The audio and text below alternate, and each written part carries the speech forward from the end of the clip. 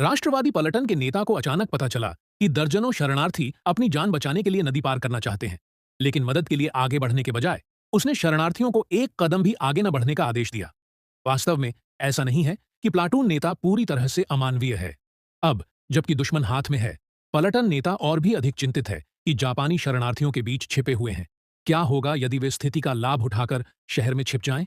क्या इसका मतलब यह नहीं होगा कि लड़ाई शुरू होने से पहले ही शहर में अराजकता फैल जाएगी? प्लाटून नेता की चिंताएं अनावश्यक नहीं थीं, क्योंकि शरणार्थियों के बीच वास्तव में जापानी सैनिक छिपे हुए थे। यह देखकर कि स्थिति गतिरोध की स्थिति में पहुंच गई है, जापानी सैनिकों ने शरणार्थियों को बलपूर्वक आगे बढ़ने के लिए उकसाया। प्लाटून लीडर ने देखा कि सभी लोग आकर लड़ने वाले हैं, इसलिए उसे तुरंत मामले की सूचना डिवीजन कमांडर को देनी पड़ी। डिवीजन कमांडर ने निष्कर्ष निकाला कि यह असामान्य था और तुरंत ही उन्होंने स्वयं घटनास्थल पर जाकर इसकी जांच करने का निर्णय लिया। इसी समय शैतानों द्वारा भड़काए गए शरणार्थी अधिक से अधिक उत्तेजित हो गए। बलपूर्वक किनारे पर उतरने के बाद वे शहर में भागने के लिए तैयार थे, इस बात से पूरी तरह अनजान कि उनका इस्तेमाल शैतानों द्वारा किया गया था। जब शरणार्थी, अधिकारी और सैनिक गतिरोध में थे, डिवीजन कमांडर पहले से ही पूरी गति से दौड़ पड़ा था। जैसे ही डिवीजन कमांडर कार से उतरा, उसके सामने खड़े शरणार्थी उत्साहित हो गए। उन्होंने डिवीजन कमांडर को स्पष्टीकरण देने के लिए चिल्लाया। डिवीजन कमांडर के पास सभी को शांत करने के लिए गोलीबारी के अलावा कोई विकल्प नहीं था, लेकिन शरणार्थियों को पता चल गया कि बचने की उनकी आशा उनके सामने ही थी।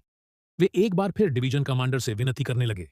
उन्हें इस बात का अंदाजा नहीं था कि इस अफरा-तफरी के दौरान भीड़ में घुसे जापानी सैनिकों ने भी छोटी-छोटी हरकतें शुरू कर दी थीं। वे सभी अपनी कमर में लगी पिस्तौल की ओर बढ़े, यह सोचते हुए कि यदि वे पकड़े जाने से पहले डिवीजन कमांडर को मारने का अवसर पा सकें, तो यह अच्छी बात होगी। कमांडर, अगर हम उन्हें जाने नहीं देंगे, तो मुझे डर है कि इससे 36वें डिवीजन के लोग परेशान हो जाएंगे।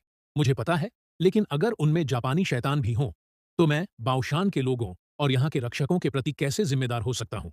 मेरे पास एक विचार है। वह व्यक्ति आत्मविश्वास से आगे बढ़ा और फिर अपने सामने खड़े शरणार्थियों से तेंगाचोंग बोली में कहा कि उनमें संभवतः जापानी भी थे और उनका उद्देश्य शरणार्थियों की पहचान का उपयोग करके शहर में घुसकर नुकसान पहुंचाना था। यह सुनकर शरणार्थी डर गए, लेकिन जापानियों को कुछ भी समझ नहीं आया और उन्हें इस बात का बिल्कुल भी अंदाजा नहीं था कि उनकी पहचान उजागर हो गई है।